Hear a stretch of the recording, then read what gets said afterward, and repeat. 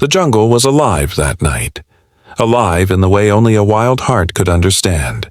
Cicadas sang in high-pitched rhythms, frogs croaked near the swollen stream, and far in the distance, thunder growled like an angry beast rolling in its sleep.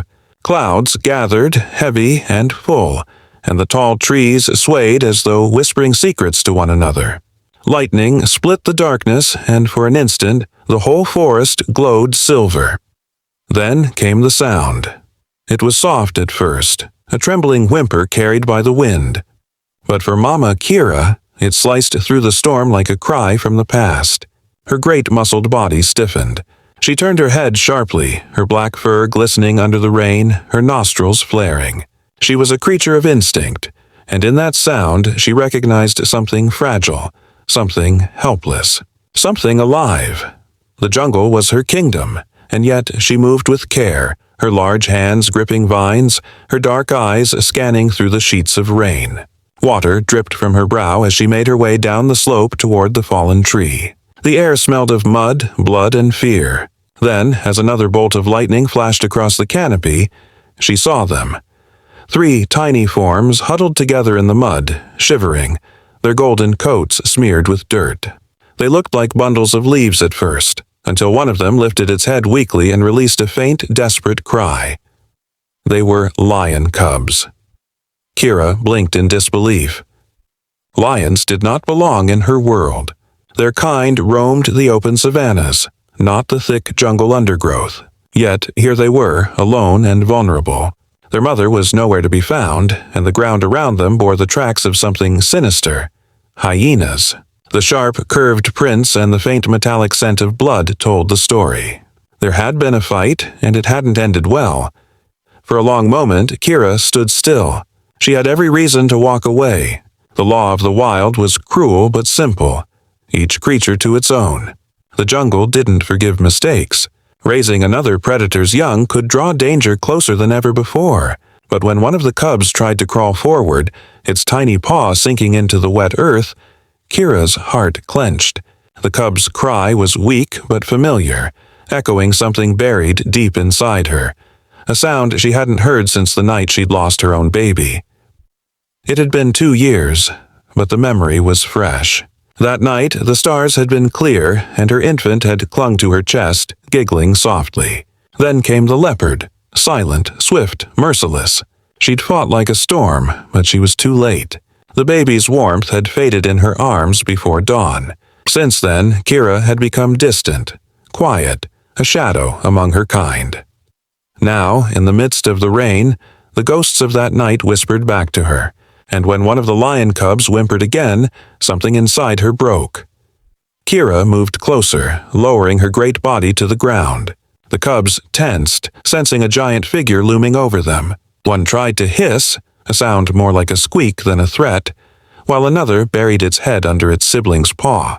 But Kira didn't reach for them. She simply extended one massive hand and brushed a bit of dirt away from their fur. The smallest cub shuddered, then leaned forward. Its nose touched her fingers. Hesitant at first, then curious. It let out a small sigh and collapsed into her palm. In that moment, the jungle stopped breathing.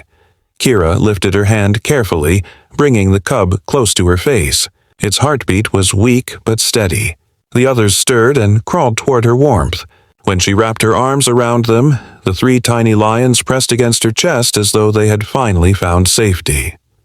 Thunder rolled again, and the rain poured harder. Kira turned toward the shelter of a large fig tree. She climbed slowly, her grip steady despite the slippery bark, and found a dry hollow between the roots. She placed the cubs on the soft leaves and sat beside them, shielding them with her arms. They were trembling, hungry, exhausted, and yet they purred softly when she touched them. The sound was strange to her ears but soothing to her heart. She didn't know what to do, only that she couldn't leave them. When morning came, the storm had passed. The jungle shimmered under the golden light, water dripping from every leaf. Kira's troop, a small family of gorillas, had already begun to move. The young males foraged for fruit while the females carried their babies on their backs. But when they found Kira sitting under the fig tree, what they saw made them freeze. Their leader, the strongest among them, was holding 3 lion cubs in her lap. Maku, a young silverback who often challenged Kira's authority, approached with cautious steps. His nostrils flared as he caught the foreign scent. He grunted and pounded his chest, a warning to her. But Kira didn't respond. She simply pulled the cubs closer and gave him a stare so powerful that he stopped in his tracks. The others whispered among themselves, short grunts and low growls of confusion. Gorillas were peaceful but not foolish. They knew danger when they saw it. A lion's scent meant trouble. But Kira was not just another gorilla. She had led them through droughts, floods, and leopard raids. Her will was unshakable. So, when she stood and carried the cubs away, none dared stop her. Days turned into weeks. At first, the troop kept their distance. Kira would sit apart, cradling the cubs, feeding them mashed fruit and insects. She taught them to chew slowly, and when they grew restless, she played with them, gently tossing twigs and letting them chase after her fingers. The cubs learned quickly. They climbed her arms, tugged her fur, and nestled in her lap when they were tired. She gave them names. At least that's how it seemed to the rest of the troop. She had sounds for each of them. The biggest one, bold and curious, she called Ro. The gentle one, who liked to curl against her neck, was Na. The smallest, always the first to explore, was Zu. Ro, Na, and Zu, her strange, golden children. The days were peaceful, but the jungle never forgot. One afternoon, while Kira and her troop rested near the riverbank, the cubs wandered too far. They chased dragonflies through the tall grass, tumbling and swiping with tiny claws. But danger was never far in the wild. A shadow crept between the reeds, a pair of yellow eyes glinting in the light. A hyena. It moved silently, its paws pressing against the mud without a sound. The cubs didn't notice until it was too late. The hyena lunged, jaws open wide, but before it could reach them, a dark blur exploded from the trees. Kira hit the ground like thunder. Her roar, deep and raw, echoed through the valley. The hyena skidded to a stop, stunned, then turned and bolted. Kira gave chase, her massive fist striking the ground, shaking the earth. The hyena disappeared into the bush, whining in defeat. When she returned, the cubs were trembling. She scooped them up, pressing them to her chest, her breath heavy. For the first time, she realized what she was up against. Every predator in the jungle would sense the strange new scent, lions among gorillas, and come looking. From that day on, Kira became a fortress. She built a nest high in the trees each night out of reach of danger. She slept lightly, waking at the faintest sound. The cubs never left her sight again. Weeks passed, and the cubs grew stronger. Their fur gleamed gold under the sun, their eyes sharp and full of life. They learned to mimic her movements, pounding their tiny chests, climbing branches, and even trying to eat leaves like her. It was clumsy and comical, but it made the other gorillas soften. Soon, the troop began to accept them. The younger gorillas played with the cubs, rolling in the grass and grooming their fur. Even Maku, the once skeptical silverback, started to watch them with reluctant curiosity. One evening, as the sun dipped low and painted the canopy orange, Kira sat on a rock with the cubs around her. The wind carried the scent of distant rain, and the forest glowed with life. Ro rested his head on her knee, Na curled up by her foot, and Zu chased fireflies until he collapsed in her lap. For the first time in years, Kira felt peace. She looked up at the horizon, at the same sky that had once witnessed her loss, and a deep sound rumbled from her chest. Not a growl, but something softer, a hum, a mother's song. The jungle around her listened. High in the trees, parrots grew quiet. The wind seemed to slow. It was as though the world itself bowed in reverence to something greater, a truth beyond nature's rules. A gorilla, the gentle giant of the forest, had taken in the children of a predator, and in doing so, she had rewritten the laws of survival. But the jungle, though vast and beautiful, was not without eyes. Far from Kira's mountain, deep in the savannah's edge, a lion with a scar over his right eye lifted his head. The wind carried a scent, faint but familiar. He froze. His cubs. He roared into the night, shaking the ground beneath his paws. The sound rolled across the plains, through the valleys, and into the forest, reaching even the place where Kira's strange family slept. The cubs stirred in their nest. Kira opened her eyes, staring into the darkness. Somewhere out there, something powerful had awakened. The jungle held its breath once more, because love had made something impossible, but destiny was coming to test it. Morning sunlight poured through the canopy in golden streams, painting the jungle floor with shifting patterns. Mist rose from the damp earth, and the air was thick with the scent of fruit, moss, and life. The cubs had grown. Their golden fur now glistened with health, their paws stronger, their movements more confident. Every morning, they followed Kira through the forest, climbing over roots, swinging from vines, and imitating everything she did. Ro, the boldest, always led the way. He had his mother's courage, or perhaps something wilder.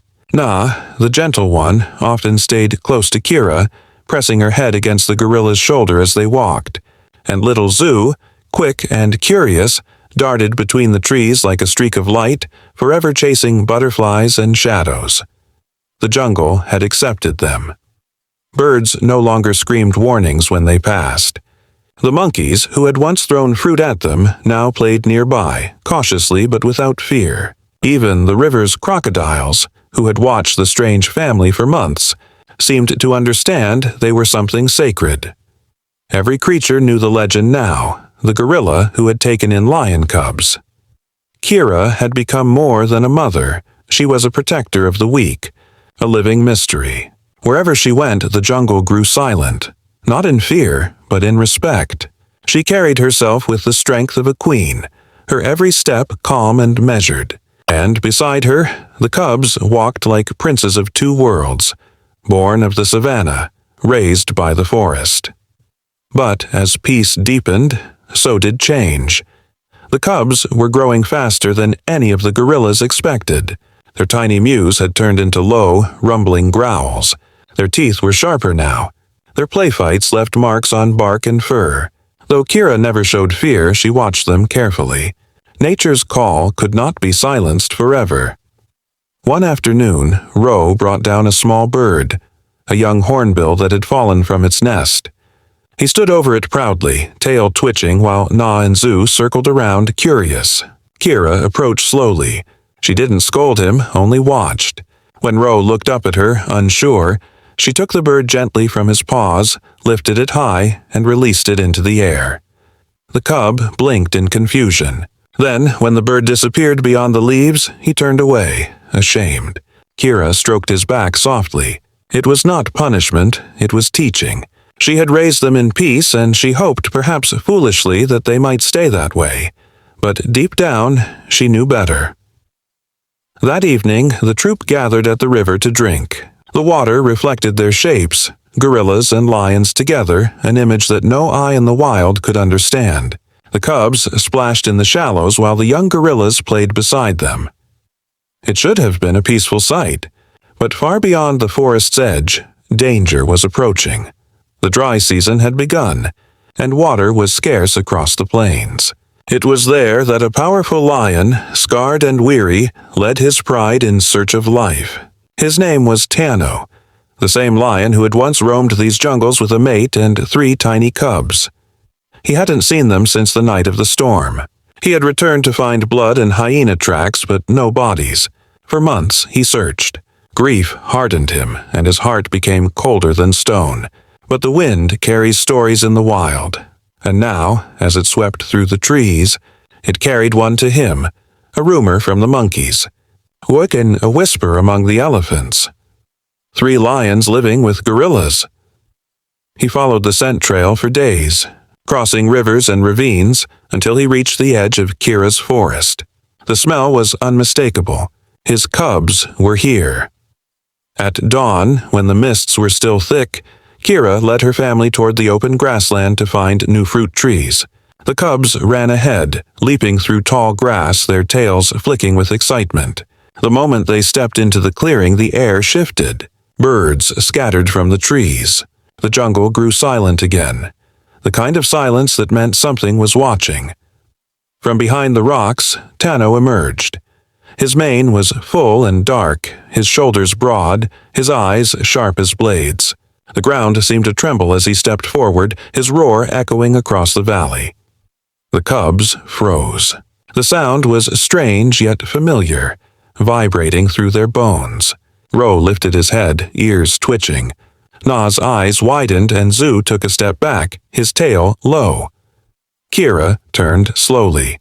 When she saw him, she felt the earth move under her feet. The lion was massive, bigger than any she had seen, but she did not flinch. She stood tall, her black fur bristling, her hands curling into fists. The lion's golden eyes met hers. For a moment, time itself seemed to stop. The jungle held its breath. Predator and protector stared at one another, two rulers of different worlds drawn together by fate. Tano growled low, taking another step closer. The cubs whimpered. Ro moved forward instinctively, torn between the gorilla who had raised him and the voice that called to something ancient inside him. The air crackled with tension. Kira stepped in front of the cubs, beating her chest once, a deep, thunderous sound that rolled through the forest. The ground shook beneath her feet. She made it clear, these were her children. Tano's pride emerged from the shadows, 4 lionesses, lean and watchful. They fanned out in a semicircle surrounding Kira and the cubs. The gorilla troop nearby began to panic. Maku and the others pounded their chests, calling out in alarm, but none dared intervene. The lionesses growled softly, uncertain. The cubs looked from one side to the other, frightened. Na pressed against Kira's leg, while Ro stared at Tano with wide, confused eyes. And then something extraordinary happened. The big lion stopped. He took in their scent, one by one. Beneath the faint trace of fruit and soil, he smelled something familiar. His bloodline. His own. He stepped closer, lowering his head, sniffing the air near Ro's mane. The cub didn't move. Recognition flashed in Tano's eyes. He let out a low, rumbling sound. Not of anger, but longing. Ro tilted his head. Then, without understanding why, he took one step toward the lion. Kira's muscles tensed. Her massive arms rose slightly, ready to protect. But then she paused. Tano didn't attack. He knelt down, lowering his massive frame until he was eye level with his son. The jungle went still. A soft growl escaped his throat, a sound of welcome. The cub took another step, then another, until he was standing right in front of the lion. Tano licked his head once, a gesture so gentle it broke the silence like a prayer. The lionesses murmured in disbelief. Na and Zu watched, trembling, before they too stepped forward. The 3 cubs pressed themselves against the lion's legs, confused but comforted. Tano's eyes closed, his chest rising and falling in heavy breaths. For the first time in months, he was whole again. But the moment was fragile. The gorillas, frightened by the sight, began to shout and beat their chests. Maku roared a warning, believing Kira was under attack. Kira turned and barked a deep sound that stopped them cold. Her voice, deep, commanding, told them all to stand down. She looked back at Tano. For a few heartbeats, the 2 leaders just stared. In that silence, something passed between them. Not words, but understanding. He was their father. She was their mother, and both had suffered loss. Kira stepped back slowly. The cubs looked at her confused, torn between love and instinct. Na whimpered softly. Zu's ears flattened. But before they could move, a growl broke the calm. One of the younger lionesses, impatient and distrustful, lunged forward, snarling.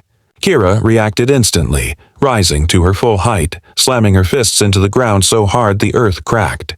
The sound was deafening. The lioness stumbled back, ears pinned, and even Tano roared in warning. The cubs yelped and ran behind Kira again. Tano turned sharply to his pride, his roar echoing through the valley. It was a command, a royal decree. None would touch them, not now, not ever. Then he looked at Kira again. Slowly, almost respectfully, he lowered his head. The gesture was clear. Gratitude. Kira stared for a long time before she too relaxed her stance. The cubs pressed close to her, looking from one parent to the other, not understanding the storm of emotion around them. Finally, Tano turned. With one last look, he began to walk away, his pride following. But when he reached the edge of the clearing, he stopped and let out a soft rumble. A promise. He would not forget. When he was gone, the jungle exhaled. The birds returned, the leaves rustled, and the air seemed lighter.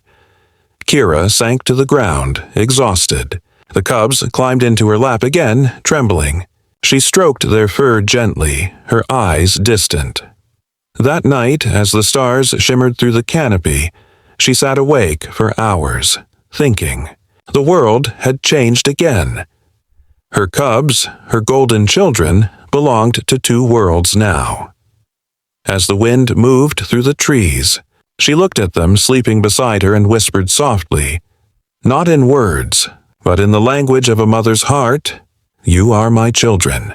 No matter where you go, the jungle will always remember." The next morning, when the sun rose over the trees, the cubs played as if nothing had happened. But the other gorillas noticed the shift. Kira's eyes carried a quiet knowing now, a kind of peace mixed with sorrow. The jungle's legend had grown stronger that day. The gorilla who had raised lions had faced the father of her adopted children, and not with violence, but with courage and grace. The forest had watched, the plains had listened, and somewhere, deep in the wild heart of Africa, even the wind seemed to carry her name. Mama Kira, the gorilla who defied nature. And though the story was far from over, one truth had already been written. Love, when pure, had the power to silence even the laws of the jungle.